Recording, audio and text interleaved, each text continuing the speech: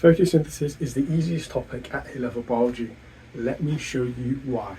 To make photosynthesis easy for ourselves, we need to understand some of the underlying structures at play here. So you'll see on the board, I've got those structures drawn out for you. We have our plant cell with our chloroplasts. Chloroplasts obviously being the site of photosynthesis in plant cells. And I've zoomed into your chloroplast here. You will recognise this diagram here of your chloroplast from your first topic at A-level biology, right? You'll recognise the double membrane of the chloroplast, the inner and outer membrane, and the intermembranal space between those two membranes. You'll also recognise your stroma, this liquid-filled matrix, very similar to our cytoplasm, where there are substances inside of the stroma which are then used for reactions. And actually, in photosynthesis, the light-independent reaction will happen in the stroma. Now, you'll also notice your grana. Grana being stacks of thylakoid discs. Thylakoid discs have chlorophyll inside of them and are the site of the light-dependent reaction. Let me show you how the thylakoid actually looks. And you'll see down here at the bottom left, this is our thylakoid membrane. It's a bi-layer membrane. And on one side of our thylakoid membrane, we will have our stroma, and on the other side, we'll have our thylakoid lumen. Our thylakoid lumen is just an area of space. And actually, what happens inside of the thylakoid lumen is that we have the photolysis of water. So inside this lumen, water will be broken down into two H+ molecules, 2 electrons, and 1 oxygen atom. Now, you'll notice inside of the thylakoid membrane, there's this little boxy structure here. That's what we call our photosystem. Now, inside of our photosystem, we have our chlorophyll and other pigments like carotenoids. What's going to happen is those pigments will absorb the light energy, transfer the energy to the chlorophyll, which will then cause a pair of electrons inside of the chlorophyll to become excited. Now, once those pair of electrons become excited, they are raised to a higher energy level, which causes them to be lost. Hence, the chlorophyll becomes oxidized. Hence, it loses those electrons and becomes ionized. Those pair of electrons you'll see here will then get accepted by what we call a primary electron acceptor. Now, before we get started, everything that I write on the board is everything you need to be able to write in your exam. So I recommend writing it down somewhere and actually memorizing what is written on the board.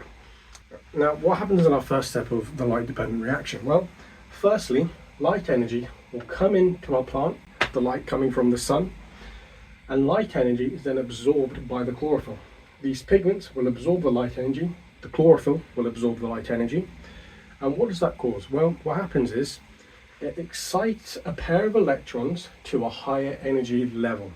What does that mean? Obviously, at GCSE chemistry, you learned that electrons can exist at both low energy levels and high energy levels. And by gaining or losing energy, electrons can go from a low energy level to a high energy level. So here, because light energy is absorbed, those electrons gain energy, hence are excited to a higher energy level. And you can see on the graph down here, I've shown this. Here, electrons are at a low energy level, and because light energy is absorbed, these electrons gain energy. Hence, these electrons go from a low energy down here to a high energy up here. Because those electrons are excited, they are more unstable. Hence, the chlorophyll actually loses those pair of electrons. So the chlorophyll loses a pair of electrons. And obviously, loss of electrons is oxidation. So, hence, chlorophyll is ionized.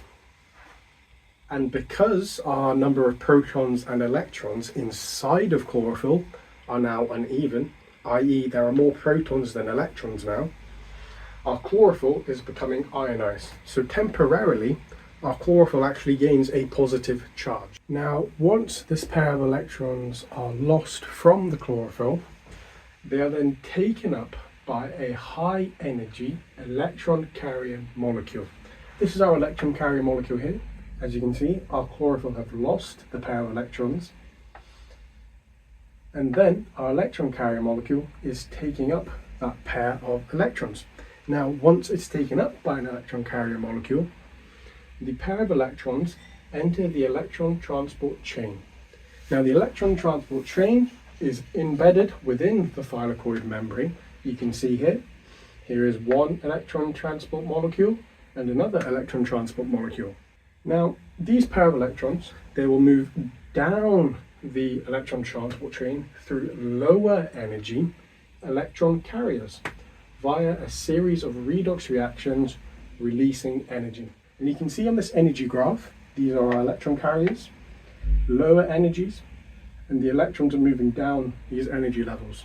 We go between these electron carrier molecules by going through a series of redox reactions. That is how our electrons are moving from one electron carrier to the next to the next. And obviously a byproduct of those reactions is energy which is released.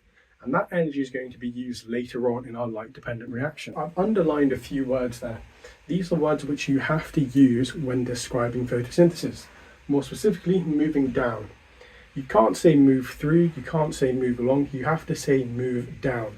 Because as you can see here, we go from a high energy electron carrier, to a low energy electron carrier. Due to the ionization of chlorophyll, because chlorophyll lost its electrons, it gained a positive charge, it became ionized. Photolysis of water occurs, and that's because we need to replace the electrons lost by the chlorophyll earlier in our light-dependent reaction.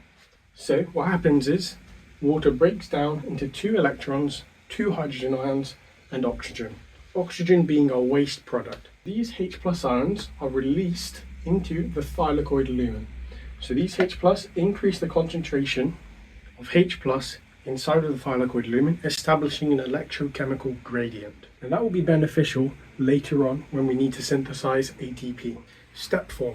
Now you'll remember from our electron transport chain that the electrons move down the electron transport chain through a series of redox reactions releasing energy. Now what that energy is used for, it is used to actively transport protons from the stroma to the thylakoid lumen using a proton pump. This is our proton pump, and energy released from the electron transport chain is used to actively transport H+ or protons, those are interchangeable words, from the stroma to the thylakoid lumen against a concentration gradient. And always make sure to say a proton pump. You'll remember from our last step, photolysis of water releases two hydrogen ions, which are then released into this thylakoid lumen. Now these H+ ions will be later used in the production of ATP by passing through ATP synthase. This movement of H+ into the thylakoid lumen is going to increase the concentration of H+ inside of the thylakoid lumen. Therefore, we are establishing an electrochemical gradient between the thylakoid lumen and the stroma.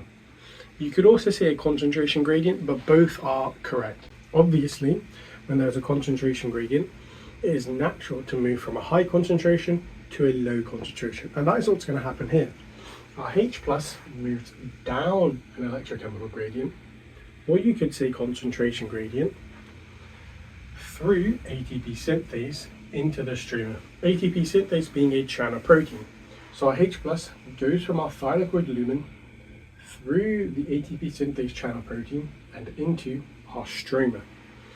Now, the movement of H+ through ATP synthase causes a structural change resulting in the catalysis of the reaction of ADP plus PI. So that movement of H+ through ATP synthase is going to help us catalyze the reaction ADP plus PI to ATP. Finally, what happens is our H+, which we transported through ATP synthase, and our electrons from our electron transport chain are going to bind to NADP.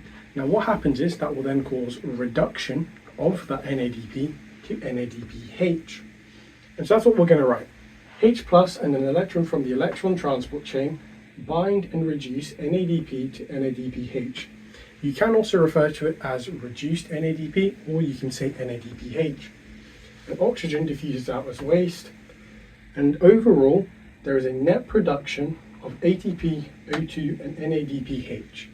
And it's as easy as that. So getting those 7 steps right And writing them in your essay or writing them down when you're asked about the light-dependent reaction will help you get the marks you need for paper 2.